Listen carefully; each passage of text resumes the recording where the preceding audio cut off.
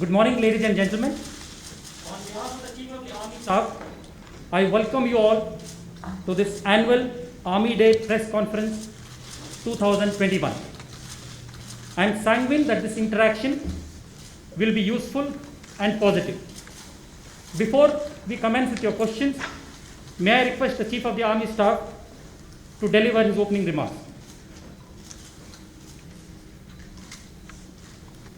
Jai Hind and good morning everyone, and I would like to thank each and every one of you who have made it convenient to attend this event today in spite of the COVID restrictions.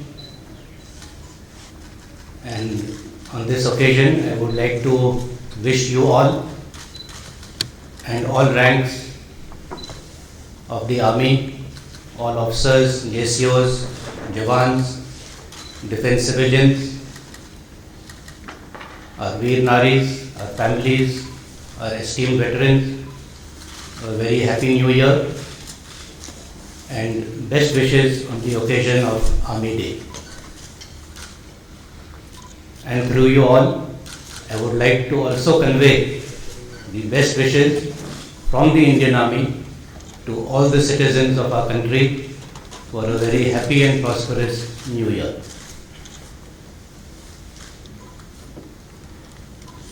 Before I give my opening remarks, I would also like to take this opportunity to convey our most heartfelt condolences to our RRM who has suffered a most grievous personal tragedy,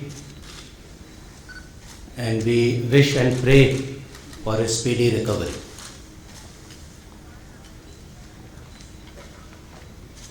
The last year was one full of challenges. We keep saying that we are prepared to meet all challenges, but last year we had to walk the talk and actually rise up to the occasion and show that we are indeed prepared to meet all these challenges. And I am happy to say that we did so and came out on top and with flying colors. The challenges were multifarious, but main among them, of course, was the COVID and the situation on the northern borders. As far as the COVID pandemic is concerned, as early as the middle of February, based on whatever inputs we were getting, we had been able to make quite a pragmatic assessment of the situation and had instituted necessary force protection measures under Op Namaste, in which detailed instructions had been passed from the Army headquarters as well as through the medical channels on what all measures need to be instituted. Along with that, we also gave a free hand to our local commanders to institute all measures that they deem fit in their respective areas and garrisons. And I am very happy to say that as a result of all this, we were able to maintain our operational preparedness. And as events unfolded during the course of the year, and when we needed all our units and formations to be deployed at short notice, these measures that we had instituted right from February onwards paid handsome dividends. There were of course some inconveniences caused because of the restrictions which had to be put in place, but I think in the larger interest, those were necessary. And while we were ourselves coming to terms with the COVID pandemic and instituting all these measures, we also reached out and gave help to all the state governments and our citizens to tackle this pandemic. We had opened a number of quarantine camps. We facilitated their treatment. They return to their respective homes once their quarantine period was over. And I would like to make special mention of the yeoman service and the selfless and dedicated service put in by our medical fraternity, who have day in and day out for the last 6 months been treating the COVID patients, be it in service hospitals or be it in the civilian facilities, without a care for their own health and security. I must put that on record.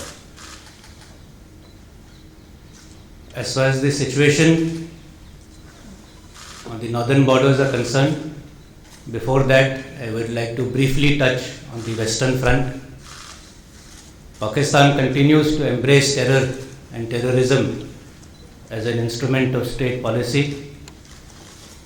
However, we are very clear that we have zero tolerance for terror, and we reserve our right to respond at a time and place of our own choosing and with precision. And this is a clear message that we have sent across, that we will not tolerate any such kind of activity.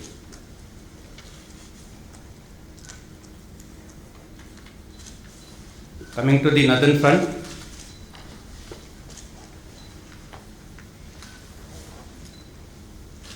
it is not only eastern Ladakh, but we have maintained a high state of alertness all along our northern borders.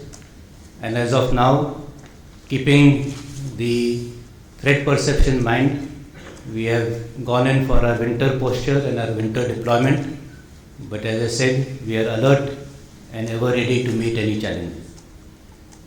8 rounds of talks between the corps commanders have taken place. We are now awaiting for the dates for the 9th round of talks, and I am sure that through dialogue and discussion, we will be able to reach an amicable solution based on the principle of mutual and equal security, and in consonance with the talks and the understandings which resulted as outcome of the meetings between the respective defense ministers and the respective foreign ministers. So I am very hopeful for a positive situation. But as I said, we are ready to meet any eventuality. All the logistics aspects have been very well taken care of, whether it is clothing, ration, habitat. There is no cause for concern at all on that front. And as a result of all this, our operational preparedness is of a very high order, and the morale of the troops is high.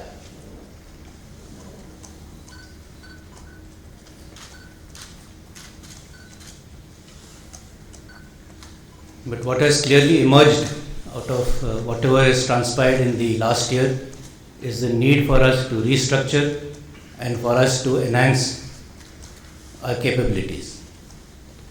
As far as capability development is concerned, all-round development has taken place. We have signed a number of contracts in the last year, and these range from weapons and protective gear for the infantry, to the mechanized forces, to fire support elements, long-range vectors, engineer stores and equipment, communication equipment.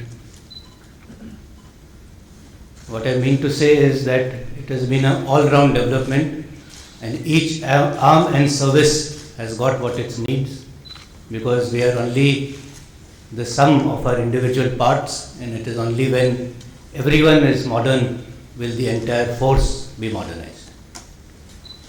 And I am also glad to say that more than 80 to 85% of the contracts which have been signed are with our own Indian companies as part of our efforts to indigenize and in keeping with the Honorable Prime Minister's call for Atmanirbhar Bharat. We have also got the necessary budgetary support to keep pace for our modernization plans.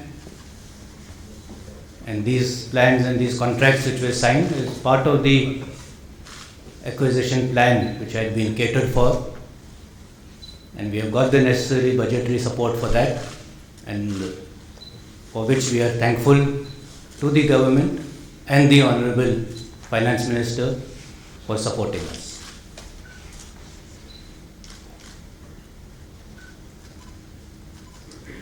As I mentioned, there is also a need to restructure, and to that end we are transforming ourselves from a manpower intensive to a technology enabled force, which is, I think, the way forward for the future. We had sponsored a study through the Army Training Command to look into what all niche technologies we need to transform ourselves into this technology enabled force. And that study has been carried out, and a broad roadmap has been prepared to include all such technologies as artificial intelligence, robotics, quantum computing, blockchain, big data, and the like. And through our Army Design Bureau, we have sponsored a number of projects through the Army Technology Board, projects worth 36 crores, and through the Technology Development Fund, projects worth another 23 crores or so. So as I said, we are well on our way to transforming ourselves and restructuring ourselves to meet the challenges of the future. And this restructuring also includes the restructuring at the tri-service level, and we are fully committed to tri-service jointness and the evolution of various integrated commands. And we will work with the other services to make sure that this happens in a very calibrated and smooth manner. If you recollect, last year as part of the KRAs, I had mentioned P, that is personnel, as one of the focus areas. I am glad to say that during the last year, we have been able to achieve a number of schemes, projects, government orders, in which various issues which were pending have got resolved, relating to pay and allowances, not only for the serving personnel but also for our veterans, because personnel involves our ex-servicemen who are as much part of our army family. I will not go into the details of each and every of these sanctions which have been received, but we have been able to make good headway. That does not mean to say that all the issues have been resolved, but a number of the more important ones have got resolved, and as a result of which a lot of benefits have accrued to both serving and retired personnel. Before I take your questions, I would like to reassure you once again that the Indian Army is fully prepared and geared up to face whatever threats are there, external or internal. And I would like to thank you all once again for having supported us throughout the year which has just gone by. You've always been there to bank on, and we will continue to bank on you all to keep our citizens informed of whatever is going on through honest and truthful reporting. Thank you, and I am now open to questions. Since there are questions and have raised their hands, what we will do is we will take 3 questions at a time. And let me first give an opportunity to the agencies. 26, Ajit Dubey from ANI. Sir, morning. I'm Ajit Dubey from ANI.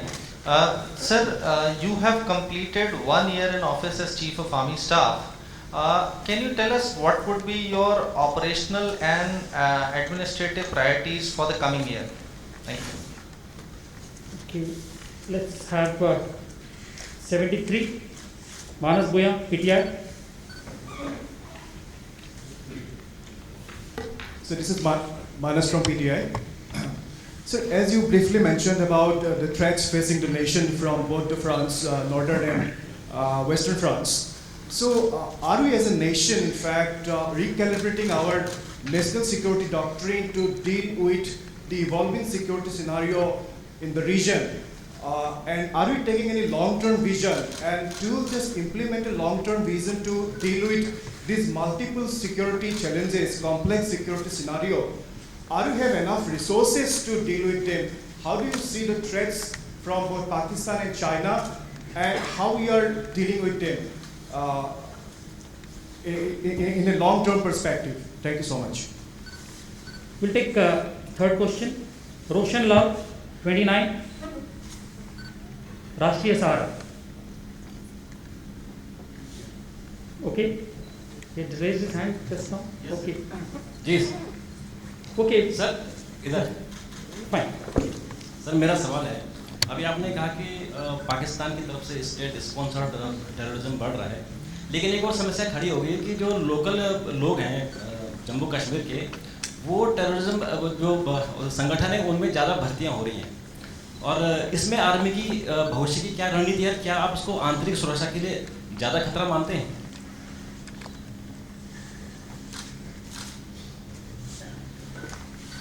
Thank you. I'll try and answer each of these questions. For the first year in office, our priorities were always to ensure the sovereignty and territorial integrity of the country, to maintain high levels of preparedness, continue with our capability development as part of the long-term integrated perspective plan and within the allocated budgets. Also look into the human resource aspects which I had briefly mentioned, and of course look after our Veer Naris and the ex-servicemen, our veterans. I think these priorities do not change from year to year, and this will continue to be our priority, more or less in the same order. We will continue to ensure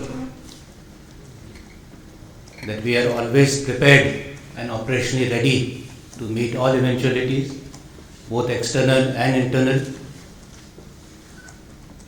and prepare our forces, arm and equip them and train them to meet these challenges.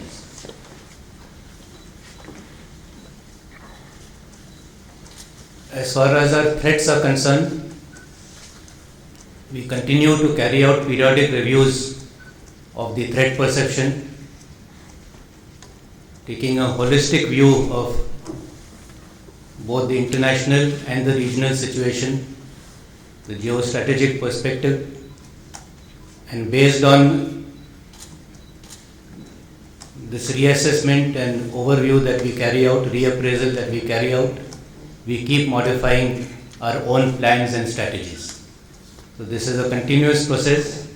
It does not end with any one such assessment, but whenever we get together and whenever some other developments take place, these developments could be in terms of additional deployments in the border areas, it could be in terms of changes and developments in infrastructure in the border areas, could be as a result of change in policies, whatever might be the input, based on that we carry out these reappraisals. But there is no doubt that Pakistan and China together form a very potent threat, and there is an aspect of collusivity which cannot be wished away. and that is also very much part of our strategic planning and calculus when we are formulating our plans.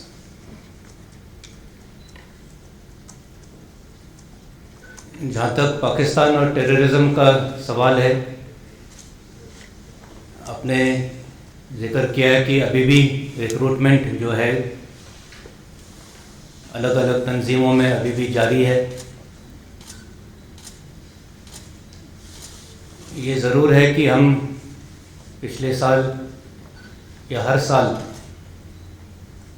हमारे successful operations में कई terrorist मार गिराते हैं, लेकिन साथ साथ तंजीमों में भर्ती भी होती रहती है।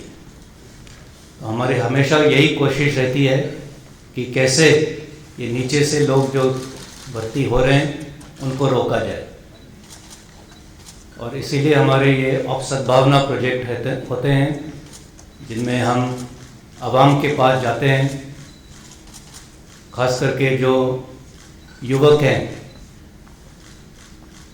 जो बहकावे में आके इन तंजीमों के साथ जुट जाते हैं। तो ये एक लगातार हमारी कोशिश रहती है, और मैं ये कहना चाहूँगा कि इन कोशिशों की वजह से जो भर्ती है वो हर साल थोड़ी थोड़ी कम होती जा रही है। थोड़े अप एंड डाउन ज़रूर होते हैं, और मुझे पूरी उम्मीद है कि एक होल ऑफ गवर्नमेंट अप्रोच से जैसे जैसे डेवलपमेंट होता रहेगा, जैसे जैसे और मौके मिलेंगे एम्प्लॉयमेंट के लिए, वैसे वैसे ये जो भर्ती हो रही है वो घटती जाएगी, और जो सुरक्षा स्थिति है उसमें बढ़ोतरी होगी। Okay, questions here. I can see 37 K Mishra of Z News. Go ahead.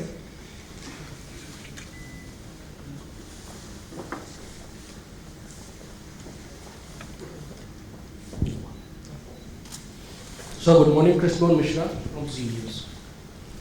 Sir पिछले साल जब मई के पहले हफ्ते में चीन के साथ चीज़ें शुरू हुई तो बहुत जल्दी ये समझ में आ गया कि ये हर साल 200-250 बार होने वाला ट्रांसग्रेशन या फेस ऑफ नहीं है, कुछ और है। सर उस वक्त मिलिट्री लीडरशिप ने पॉलिटिकल लीडरशिप को जो ब्रीफ किया होगा उसमें आपको क्या टेक्निकल और स्ट्रेटेजिक टारगेट्स दिए थे पॉलिटिकल लीडरशिप ने, और 8 महीने बाद वो ग्राउंड पे कहाँ है sir? Okay. Let's take another one. Rajiv Ranjan, 107. He has been present for a long time. Yeah. NDT.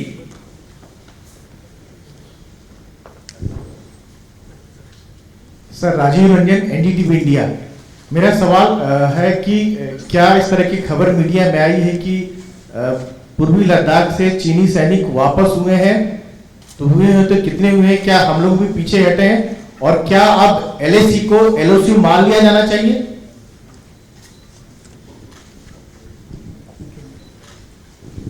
Zero 3 Abhishek Bhalla, India TV, India Today.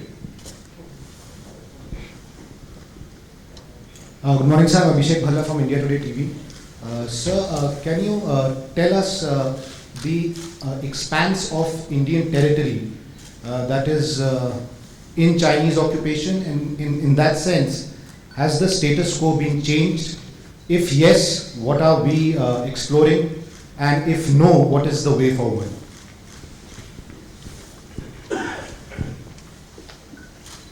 ये तीनों सवाल ईस्टर्न लद्दाख की जो स्थिति है इससे जुड़े हुए हैं। मैं ये कहना चाहूँगा कि जो मोबिलाइजेशन हुआ था चाइना के तरफ से वो कोई नई चीज़ नहीं थी। वो हर साल ट्रेनिंग के लिए आते हैं, और हमारी पूरी खबर थी कि वो किन किन इलाकों में मौजूद है। इसको हम लगातार मॉनिटर कर रहे थे, लेकिन अचानक जो फर्स्ट मूवर एडवांटेज होता है, अचानक कोई हरकत करेगा, इसका कभी अंदाज़ा नहीं लगाया जा सकता। तो ये फर्स्ट मूवर एडवांटेज हमेशा रहेगा, जैसे हमारे पास रहा अगस्त के महीने में। हालांकि हम eyeball to eyeball contact में थे, तब भी चीन को नहीं पता चला कि हम ऐसे कोई उनको सरप्राइज करेंगे। तो ये फर्स्ट मूवर एडवांटेज हमेशा होगा। लेकिन जो स्थिति है आज लद्दाख में, वो वही स्थिति है जो हमेशा के लिए रही है, और हमें गवर्नमेंट से यही डायरेक्शन मिले हैं कि जो पोजीशन है और उस पर हम कायम रहेंगे, डटे हुए रहेंगे, चाहे सर्दी हो या गर्मी के मौसम हो। और जो भी बातचीत चल रही है अलग अलग लेवल पे, चाहे वो मिलिट्री लेवल पे हो या डिप्लोमेटिक लेवल पे हो, इन बातचीत के ज़रिए हम जो भी समझौता करना है वो करेंगे। उसी आधार पे, जैसे मैंने पहले जिक्र किया था, म्यूचुअल और इक्वल सिक्योरिटी, और यही हम चाहते हैं। और मुझे पूरी उम्मीद है और विश्वास है कि इस डायलॉग के ज़रिए हम जो भी अपना लक्ष्य है वो हासिल कर पाएंगे। Next set of questions.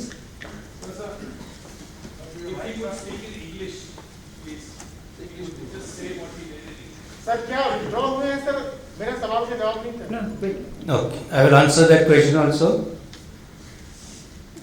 As I mentioned that every year the PLA troops come to their traditional training areas to carry out their training.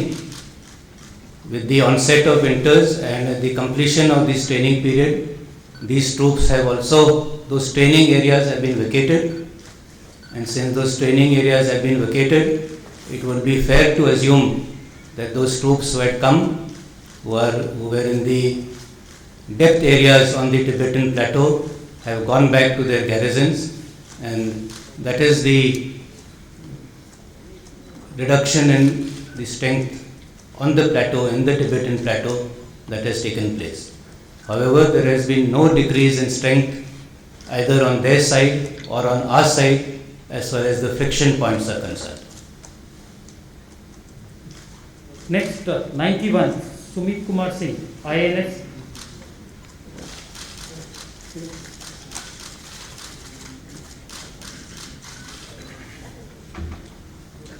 So this is Sumit Kumar Singh. I'm from INS Indo-Asian News Service. There's a small question I want to ask. Has current standoff changed or suppressed thought and idea regarding integrated theatre command? Or is Indian Army organizing itself to fit in the proposed integrated theatre command?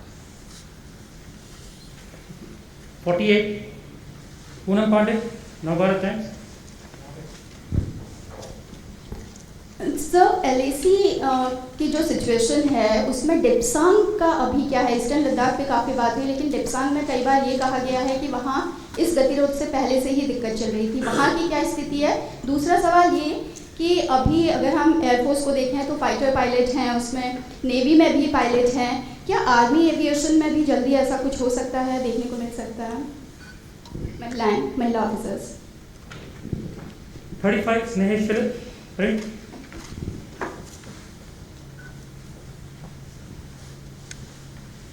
So Snehesh here from the front.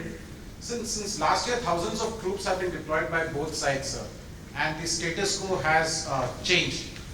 What do you think is the way forward, and do you think that the status quo would be restored, or is this the new status quo?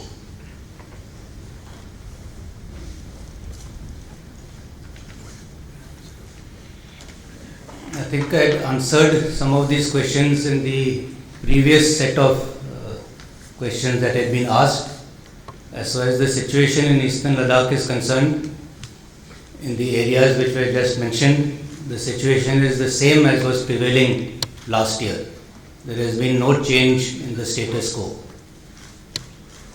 As far as the resolution of the present situation is concerned, we are hoping that, again I will repeat, that based on the principle of mutual and equal security, we would be able to reach an agreement which would result in disengagement and de-escalation.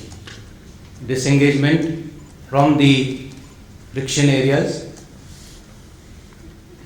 and once this disengagement has been achieved, then an overall de-escalation and a reduction in the strength of the troops in the forward areas. जहाँ तक आपका सवाल है, air force और navy में ज़रूर pilots है, और बहुत अच्छी बात है कि आपने ये सवाल पूछा, क्योंकि तकरीबन 1 महीने पहले ही मैंने आदेश पास किए हैं कि आर्मी एविएशन में अभी तक जो हमारे महिला ऑफिसर्स हैं वो सिर्फ ATC में, एयर ट्रैफिक कंट्रोल यानी ग्राउंड ड्यूटीज़ में है, और पिछले महीने ही ये प्रपोज़ल मैंने इनिशिएट किया है, और aegis branch, MS branch, aviation directorate तीनों इस पर सहमत है कि एविएशन में भी विमेन ऑफिसर्स हो सकते हैं फ्लाइंग ब्रांच में, फ्लाइंग ड्यूटीज़ के लिए। और हम सोच रहे हैं कि अगला जो कोर्स शुरू होगा, जो कि जुलाई के महीने में होगा, उसमें ज़रूर विमेन ऑफिसर्स पायलट ट्रेनिंग के लिए दाखिल होंगे, और 1 साल के ट्रेनिंग के बाद तकरीबन अगले साल के जून जुलाई में वो भी अपने फ्रंट लाइन ऑपरेशन यूनिट्स में फ्लाइंग ड्यूटीज़ में जुड़ पाएंगे।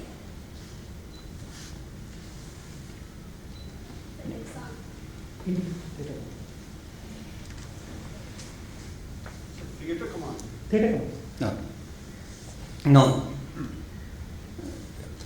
Theatre commands, integrated theatre commands एक लॉन्ग टर्म प्रक्रिया है, और चाहे जो भी स्थिति हो, हम इंटीग्रेशन के ऊपर ज़रूर आगे बढ़ेंगे। और मैं ये समझूंगा कि अच्छा मौका है कि हम इससे जो हम एक्सपीरियंस गेन कर सकते हैं उसको लेकर हम जो इंटीग्रेटेड थिएटर कमांड का जो ढांचा है वो उसको हम और भी अच्छा बना सकें। लेकिन इंटीग्रेटेड थिएटर कमांड्स चाहे लैंड, एयर या मैरीटाइम हो, ये ज़रूर होंगे, और इसके ऊपर हम पूरा हमारा साथ देंगे कि ये प्रक्रिया जो है वो आगे बढ़े। 14, Pranjali Singh from Lok Sabha TV.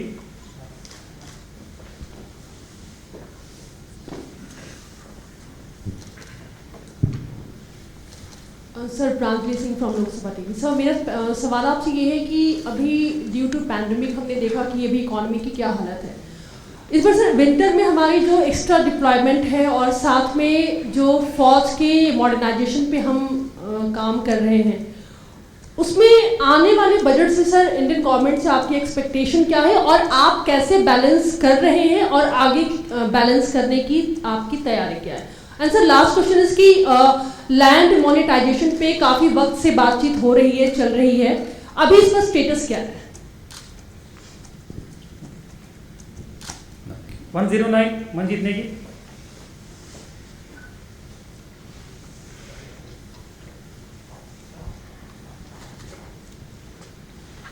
General साहब, आपकी हाल की यात्रा रही है दक्षिण कोरिया और सऊदी अरब की। नजर नहीं आ रहे। हाँ, ओके, ठीक। मेरा सवाल है कि आपकी 2 महत्वपूर्ण यात्रा रही हैं दक्षिण कोरिया की और सऊदी अरब की। चीन और पाकिस्तान के संदर्भ में आपको लगता है कि कितनी महत्वपूर्ण है सामरिक तौर पर ये दोनों यात्राएं? और एक छोटा सवाल,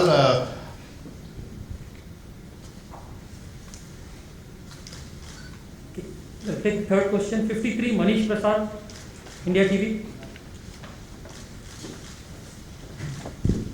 सर, मैं मनीष हूँ इंडिया टीवी से। लाइन ऑफ एक्चुअल कंट्रोल की बात लगातार की जा रही है। इस समय जो हाई ऑल्टीट्यूड इंजरीज या फिर कैजुअलिटीज़ हैं लाइन ऑफ एक्चुअल कंट्रोल और नियर बाई एरियाज़ में, वो कितनी है, उसके ऊपर क्या डिटेलिंग है, और क्या आने वाले टाइम पे जो इस समय line of actual control 3488 kilometres का पूरा एरिया है, उसके साथ साथ जो एडजॉइनिंग हाई ऑल्टीट्यूड रीजन्स हैं LOC पे भी, उस पर भी इस तरीके की सिचुएशन बनी है?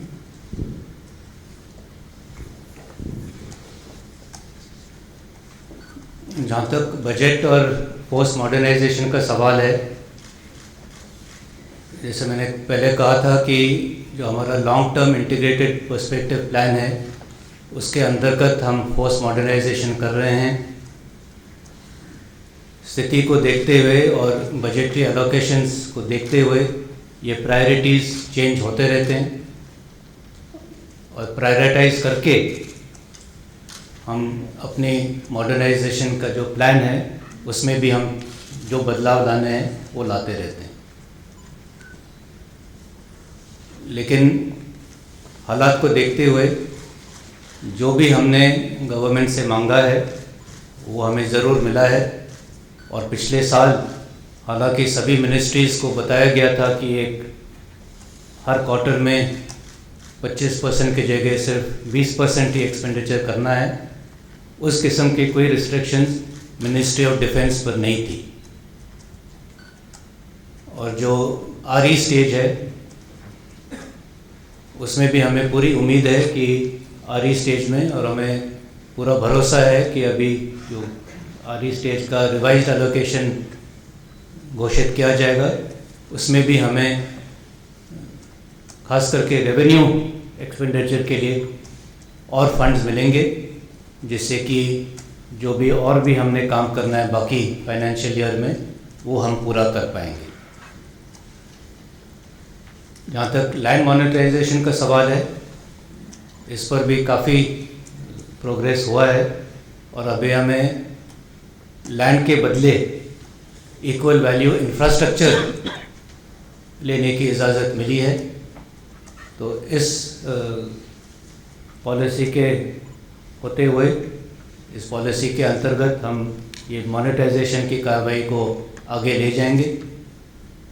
लेकिन अभी इस वक्त क्योंकि ये कोविड वाला सिचुएशन है तो जो लैंड प्राइसेस है उसमें भी गिरावट हुई है, तो इसलिए इस वक्त हम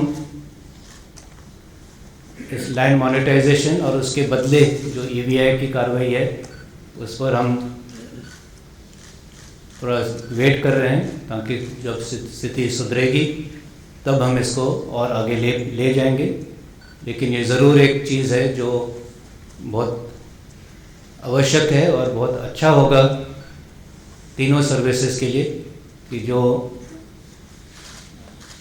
अनयूज्ड लैंड है, जैसे कि कैंपिंग ग्राउंड है पुराने ज़मानों के, या जो लैंड है जिसका अभी हमें उपयोग नहीं है, जैसे मिलिट्री फार्म क्लोज होने के बाद वो जो सरप्लस लैंड हुई है, इन किस्म के लैंड के बदले में इक्वल वैल्यू इंफ्रास्ट्रक्चर बना के हमारे बहुत सारे जो बजटरी कंस्ट्रेंट्स हैं वो भी दूर होंगे।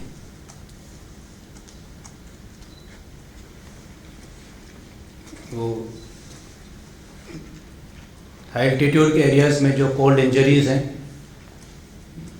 मैं ये कहना चाहूँगा कि जो हमने कार्रवाई की थी, infrastructure development, special clothing, special ration, heating arrangements, इन पूरे चीज़ों की वजह से इस साल जो कोल्ड इंजरीज़ है, हालांकि पिछले साल की निस्बत और ट्रूप्स है फॉरवर्ड एरियाज़ में LAC के ऊपर, LC के ऊपर, लेकिन फिर भी जो कोल्ड इंजरीज़ की मात्रा है वो तकरीबन उतनी ही रही है। पिछले साल 0.13% था, इस साल 0.15% है। और ये इसलिए है कि हम तैयार थे और सारे मिलकर, इंजीनियर्स, MGO, सारे मिलकर हम ये पूरी जो बैकअप चाहिए होता है फॉरवर्ड एरिया में डिप्लॉयमेंट के लिए, वो हम पूरा कर पाए और इसीलिए कोई ऐसे कोल्ड इंजरीज नहीं हुए हैं। जहाँ तक ये फॉरेन विजिट्स का सवाल है, ये एक मिलिट्री डिप्लोमेसी का हिस्सा है और यूएई, सऊदी अरेबिया और साउथ कोरिया इन 3 देशों की यात्रा से ये साफ उभर आया है कि ये तीनों देशों हमारे साथ और रिश्ता बढ़ाना चाहते हैं हर फील्ड में, इंडस्ट्रियल कोऑपरेशन, टूरिज़्म और डिफेंस डिप्लोमेसी भी। और डिफेंस के क्षेत्र में ये ना सिर्फ इंडिविजुअल ट्रेनिंग जो कोर्सेज़ के लिए हमारे जवान एक दूसरे के देश में जाते हैं, लेकिन जॉइंट एक्सरसाइजेज भी और डिफेंस कोऑपरेशन में वो भी चाहते हैं कि वो हमसे कोई डिफेंस इक्विपमेंट ले और जो एम है डिफेंस एक्सपोर्ट्स का वो भी इसके थ्रू जो है हम आगे बढ़ा पाएंगे।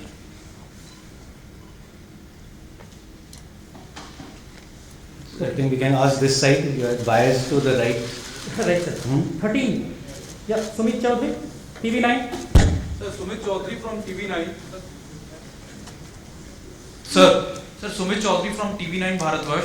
सर मेरा सवाल आपसे ये था कि मई महीने से पिछले साल से ईस्टर्न लद्दाख में जो सिचुएशन है वो eyeball to eyeball है, लेकिन क्या LAC के दूसरे पार्ट्स में भी यानी अरुणाचल में या सेंट्रल कमांड में भी सिचुएशन इसी तरीके की है, और क्या कुछ नए इनपुट मिले हैं खासतौर पे चीन की तरफ से नए इंफ्रास्ट्रक्चर बनाने के इन एरियाज के अंदर भी?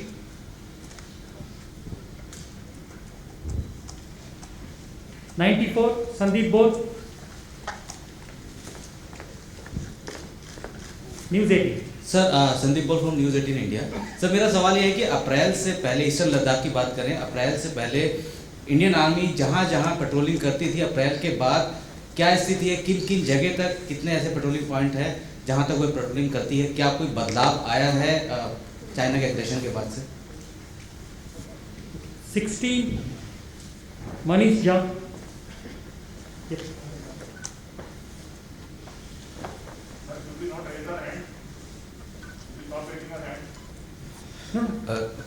Sir, this is Manish Kumar Jha from Venus World. Sir, this is regarding the recent research done by USI, which raises critical gap in addressing the mental health of Jawan within the army. I understand it is more than a million forces, and army has taken some specific steps to address it. But could you talk about some of the more initiatives which you plan to take and which should perlocate down to the company level, which addresses such a critical gap, because about 100 Jawans die suicide every year, as data talks about within the Indian Army, and it also affects the morale of our Jawan at the very bottom up to the higher levels. Thank you very much. मैं जो दूसरा सवाल था उसका जवाब पहले दूंगा, और जो ईस्टर्न लद्दाख में स्थिति है, पेट्रोलिंग है, इसके बारे में मेरे ख्याल से मैं 2 बार बता चुका हूँ कि जो स्थिति पहले थी वो भी अभी वैसे ही है, उसमें कोई बदलाव नहीं आया है। जहाँ तक दूसरे इलाकों की बात है,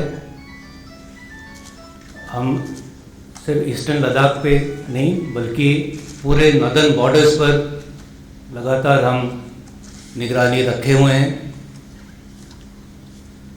सेंट्रल सेक्टर और ईस्टर्न कमांड के एरिया में ऐसे eyeball to eyeball deployment नहीं है, लेकिन यहाँ पर भी फ्रिक्शन पॉइंट्स हैं, और इन इलाकों में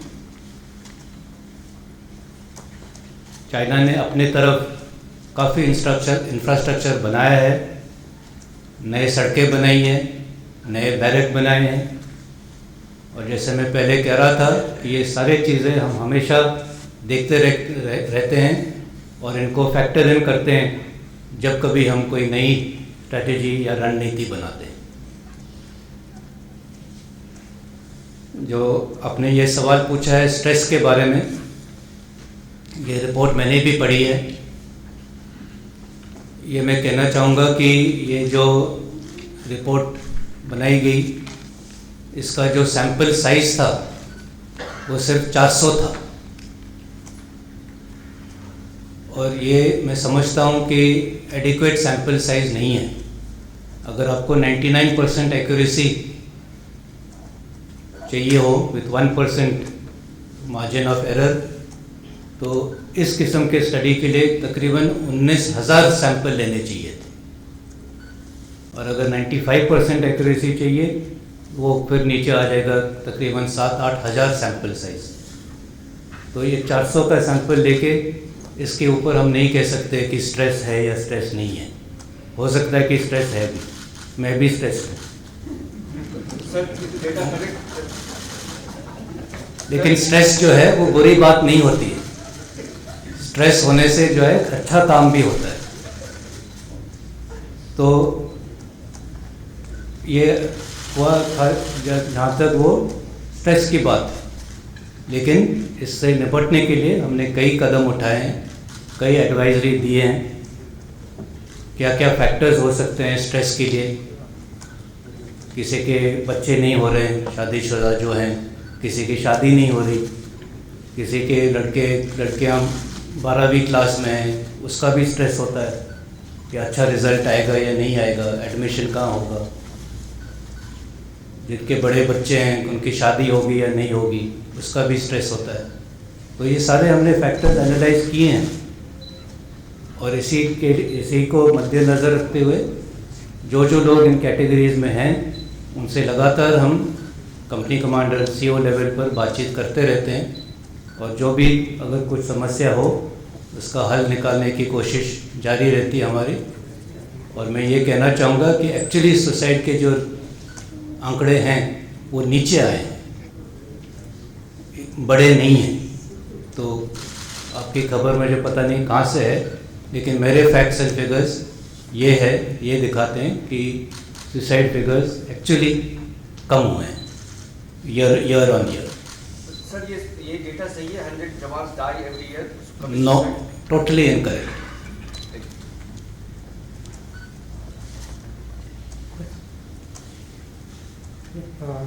Sandeep Parikar, 97.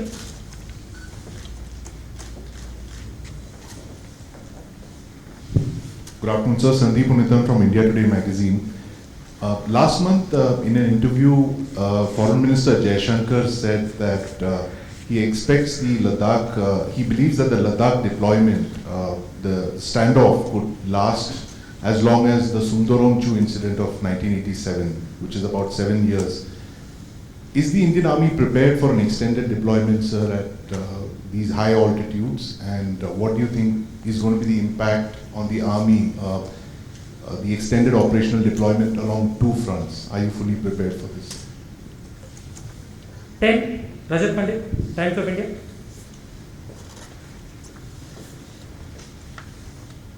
Yeah, Rajat Pandit from Times of India.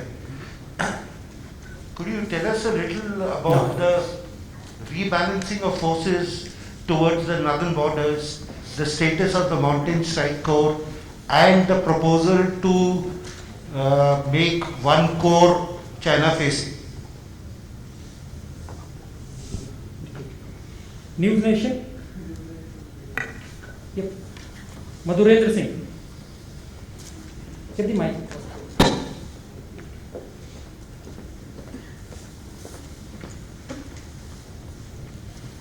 Sir, current scenario को देखते हुए आप आर्मी के बजट को बढ़ाने की बात कर रहे थे। बजट सेशन चालू भी होने वाला है। जो मौजूदा स्थिति है खासतौर पे बॉर्डर्स पे, वेस्टर्न या नॉर्दर्न बॉर्डर पे, और वहाँ की जो चुनौतियों को देखते हुए आप एसेस कर पा रहे हैं, क्या प्रपोजल आप सरकार को देंगे बजट बढ़ाने के लिए? कितना % बजट इंक्रीज होना चाहिए? और मॉडर्नाइजेशन के क्षेत्र में खासतौर पे अभी जो करेंट चैलेंजेस हैं वो क्या है जिसको मीट करने के लिए आपको बजट चाहिए होगा?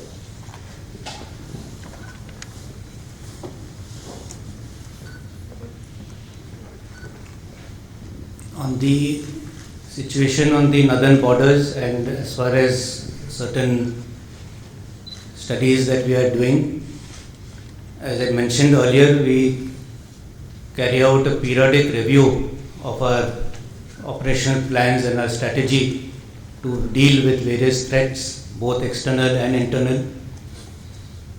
And the external threats, whether it is one front or two front.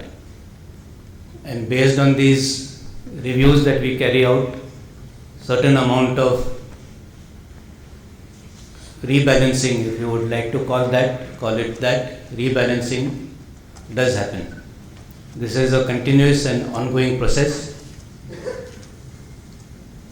And as the events in Eastern Ladakh had shown, that there was indeed a requirement of carrying out a certain amount of rebalancing towards our northern borders, and that is what we have now put into place. 8 rounds of talks have taken place between the military commanders on either side. Each of these rounds has been either preceded or followed by a diplomatic level engagement through the WMCC. So the talks are an ongoing process. We will ensure that through the medium of these talks, we reach a solution which is acceptable and not detrimental to our interests. And if the talks get prolonged, so be it.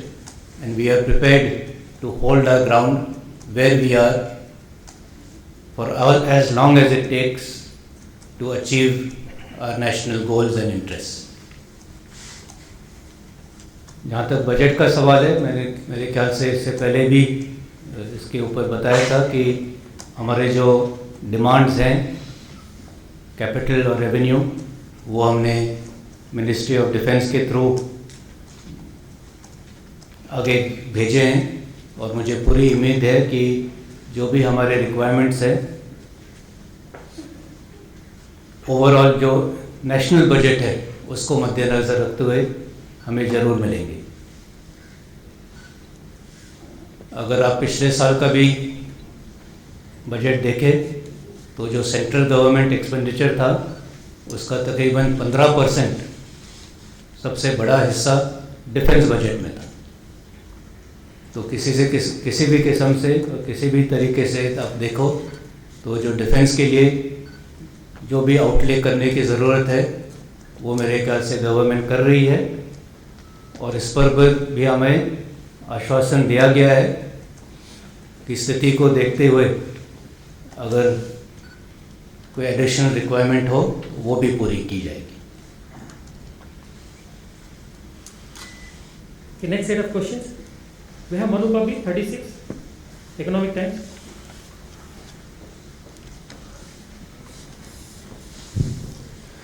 Sir, I wanted to ask you about this withdrawal of Chinese troops or pulling back. Sir, do you see it as a significant move? Is it a move towards de-escalation, or is it more of a tactical small time? I just want to know your opinion on what it signifies. And secondly, sir, if you can give us an update on your assault rifle plans. The Kalashnikov factory has been pending for a while now. What are expectations?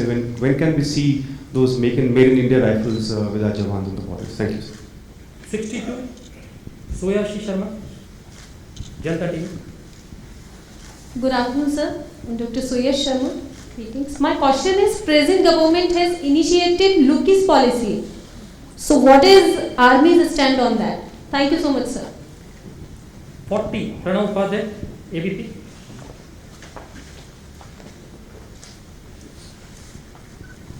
General sir, Pranay Upadhyay ABP news से। मेरा सवाल ये है कि आपने China और पाकिस्तान के collusion को एक रियल टाइम थ्रेट बताया है।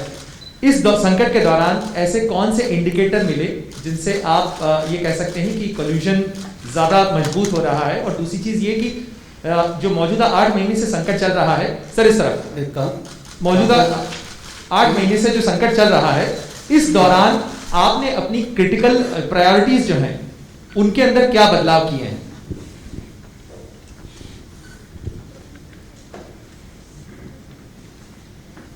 As far as the withdrawal is concerned, I think I clarified earlier that every summer for the summer training, a number of units and formations of the PLA come into the Tibetan plateau for the training, and at the end of the training year, especially as the winter set in, many of these units go back, and these are the areas, these traditional training areas that have been vacated.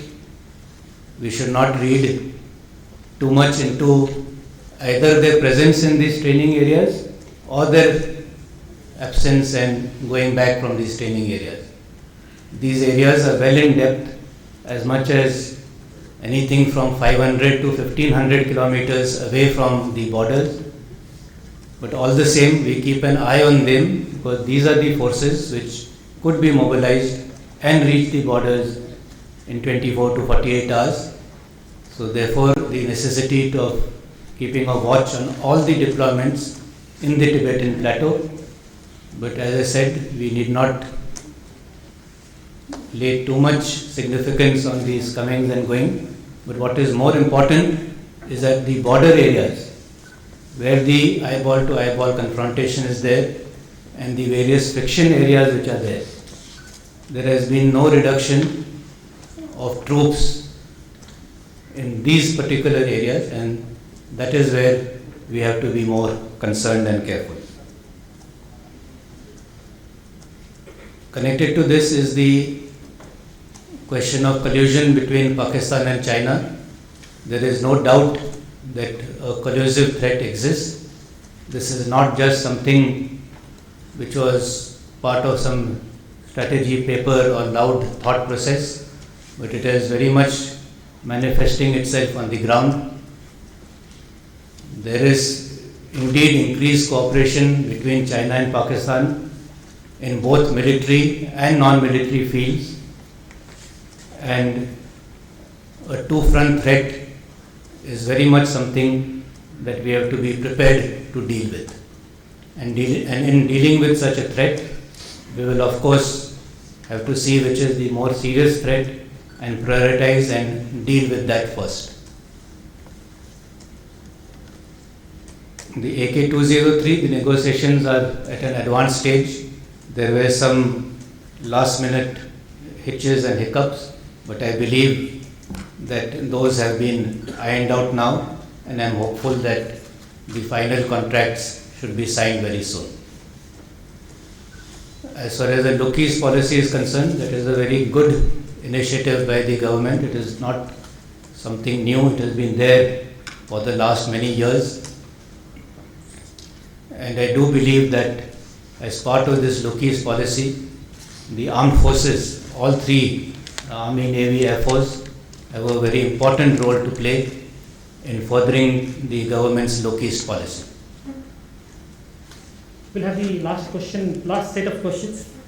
Shrin Joy, who's been raising his hand for a long time, some times now.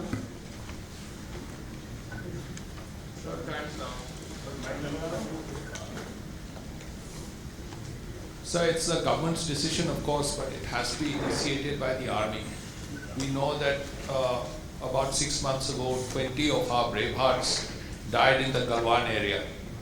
Has the army initiated any process in terms of awards to honor some of these soldiers, brave soldiers who died? And I know a decision will be taken or announcement will be made in about 10 days, but what can you tell us about what the army has done to honor these brave men? 92, Shreya Dhondiyal, CNN IBN. Sir, good morning. Happy New Year to you. My question is this: are there any plans to move the army completely out of the internal security duties and focus on its conventional roles? Have you mooted any proposal for pulling completely out of Jammu and Kashmir and the Northeast, sir? 98, Delhi Defence Review. Chandrasekhar. Sir, Chandrasekhar from Delhi Defence Review. My question is regarding, there have been a lot of media reports and as well as strategic dialogue with Afghanistan. Is the army contemplating putting troops on the ground, sir? Well, as far as honors and awards are concerned, it is not just for the officers and jawans who were martyred at Galwan, but throughout the past year, there have been many gallant actions carried out by our men. Some of these actions have resulted in casualties on our own side also, And all these actions, the citations have been received and they have been evaluated on their merits, and our recommendations for honoring all those who have performed acts of gallantry and valor have been forwarded to the ministry for its final approval. But suffice to say that all those who have contributed in upholding the security and sanctity of the country, their acts will be recognized in some way or the other. As far as internal security duties is concerned, the situation in J&K, I have already told you, terror continues unabated. Although the situation in the hinterland has improved somewhat, but it has not yet reached a level in which we can even contemplate moving troops out of this union territory of J&K. But as far as the northeast is concerned, definitely the security situation has improved manifold, except for 3 districts of Arunachal, Nagaland, except for one group of NSC and K, which is not in the ceasefire, but with the surrender of the top leadership of K, which was hiding in Myanmar, we are hopeful that they will also rejoin the ceasefire process, making Nagaland again violence-free. Mizoram, as it is, there was no violence. Manipur, again, there are 1 or 2 groups only which are involved. Most of Assam is quiet. So overall, the situation in the northeast has improved by leaps and bounds over the last 1 or 2 years, both due to the concerted efforts of the security forces, the army, the Assam Rifle, and the state police forces, as also the various initiatives taken by the government. And as a result of this, we have carried out a reassessment of our commitments in internal security, and in fact, 1 brigade has already been pulled out. And we were only awaiting the successful conclusion of the BTAD elections, which were actually scheduled, which should have happened in June, July of last year, but got postponed till about December. And once that stabilizes, we will be able to pull out further at least 1 or 2 more brigades, and with that hand over the law and order situation to the state police apparatus and the other CAPFs, and then be able to concentrate fully on our primary task, that is to deal with external threats. But side by side, I would also like to say that certain emergent requirements do keep coming up, especially in aid to civil authorities, and for that we have to step up to the plate and make ourselves available so that these emerging situations are also dealt with, especially when it comes to HADR, disaster relief. You will be aware that even now there is a major fire going on in the Zoko Valley in Nagaland. There was an oil fire in the oil well in Baglijan. So in all these places, although we would like to concentrate only on our primary task, that is to deal with external threats, we do have to get involved from time to time to deal with these other things, because whatever we do, ultimately we do it for the well-being of our citizens and for our people.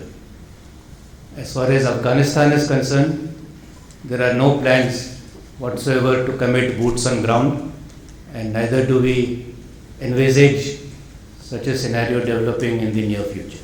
Thank you. With that, due to shortage of time, we will come to, we'll go in for lunch, and some of you.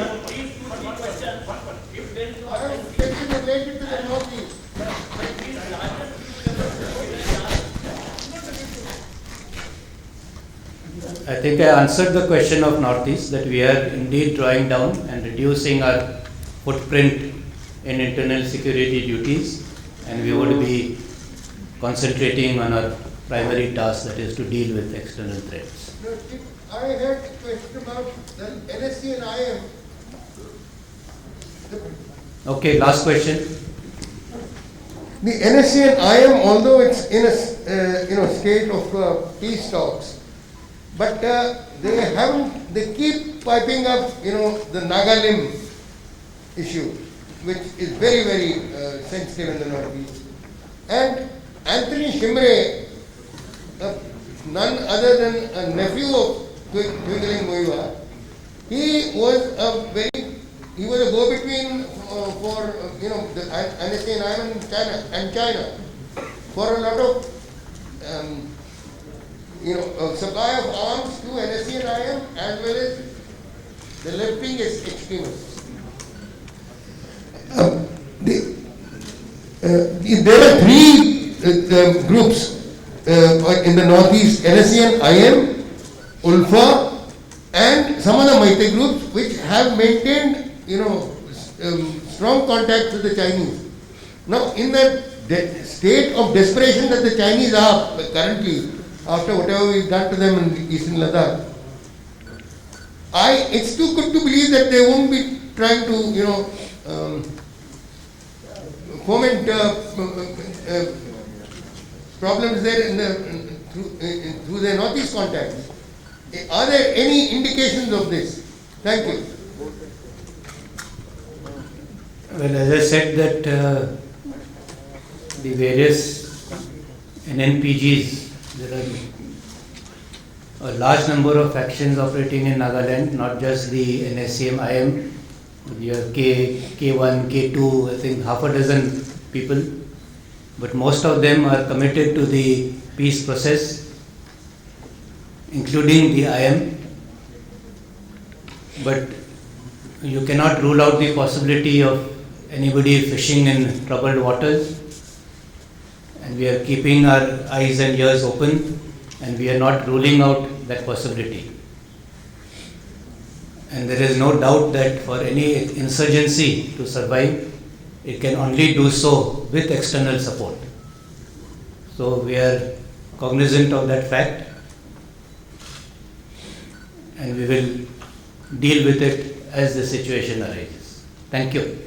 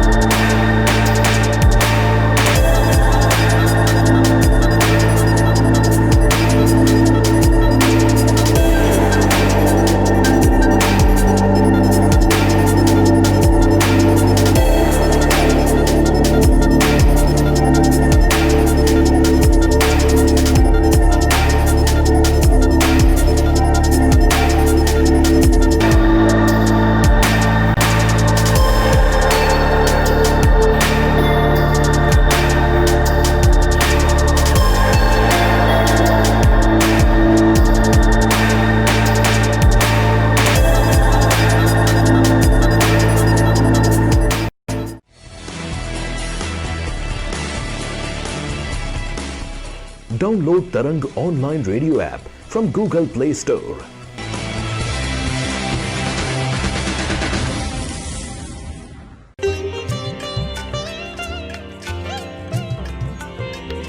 You are listening to Tarang Devotional Online Radio.